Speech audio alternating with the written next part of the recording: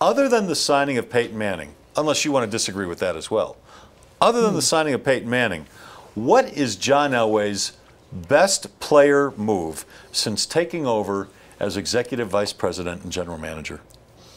Well, first of all, I should ask you, do you think signing Peyton Manning was his best move? Yes. Okay. Could you be a little bit more explicit about move? Could you A player move, a drafting, a signing, however you want to define it. Okay.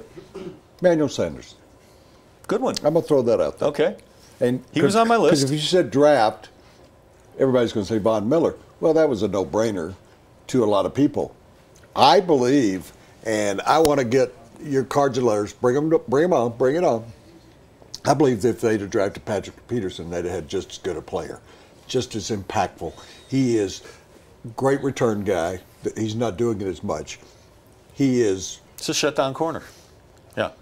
He's one of the top 2 or 3 corners in the game. Yeah, that has been almost since his rookie year. And John and I fought it before the draft. I think he was a little bit more serious about it because he told me afterward, oh, Broncos trading Von Miller for Patrick Peterson. So I think he took it more. I was being serious. We were both being serious, but I think he took it more to of heart a challenge than I did. You mentioned Patrick Peterson. They ended up with a pretty good cornerback, an undrafted free agent in Chris Harris. And a lot of people would say that might even be a better move than Emmanuel Sanders or the signing of Lou Vasquez. Vasquez would be right there. Or the drafting of Von Miller.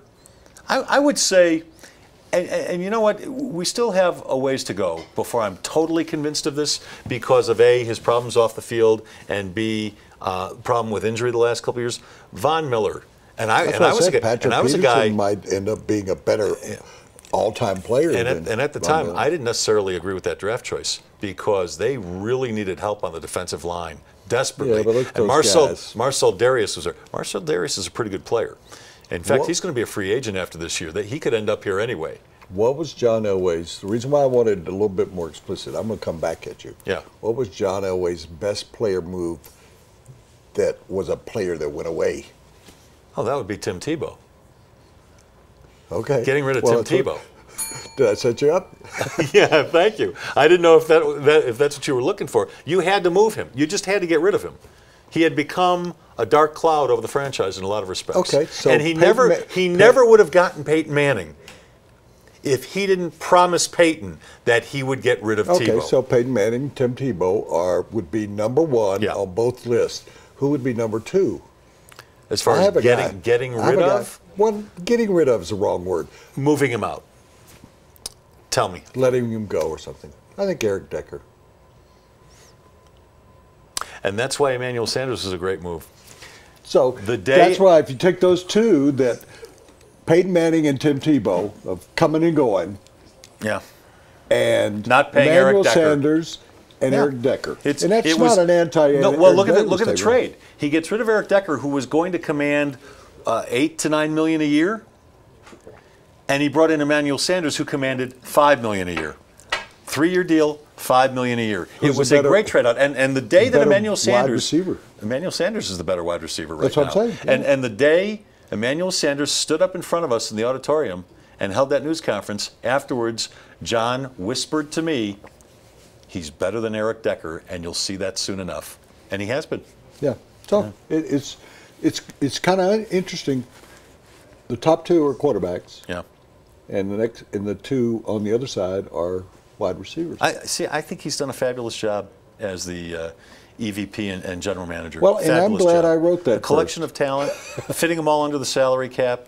He's done a wonderful job. You know the history of that when he and I were talking on his 50th birthday, and he really expressed to me, I was doing a piece on his 50th birthday at his restaurant, and he expressed to me how badly he wanted to get into football. Sure. Because he had done the indoor league thing. He spent 10 years desperately trying to get and back that in. they had basically exiled him from the Broncos.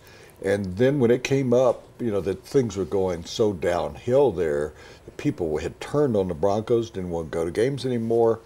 And I talked to Tim Schmidt, and I'll say it today, Tim Schmidt, and I said, the answer here is they got to give this totally. Pat Bowlen's got to give it to John Elway because Pat was going downhill a little bit at that point. Yeah, it picked up, and that's when I wrote that, and I reached out to John and I said, if I get on board with this and really push it, are you interested? And he said, yeah, don't quote me, but he said, yeah, I would take that job in a minute. Yeah, I remember the column. That Monday night conversation at John Elway's, oddly enough, between Pat Bowlen and John Elway when they high-fived in that private room back in the back, that turned this whole franchise around because John had convinced me when we had that birthday conversation that he had spent enough time with his father that he wanted to prove to, even though his father died, he wanted to prove that he could be a personnel man.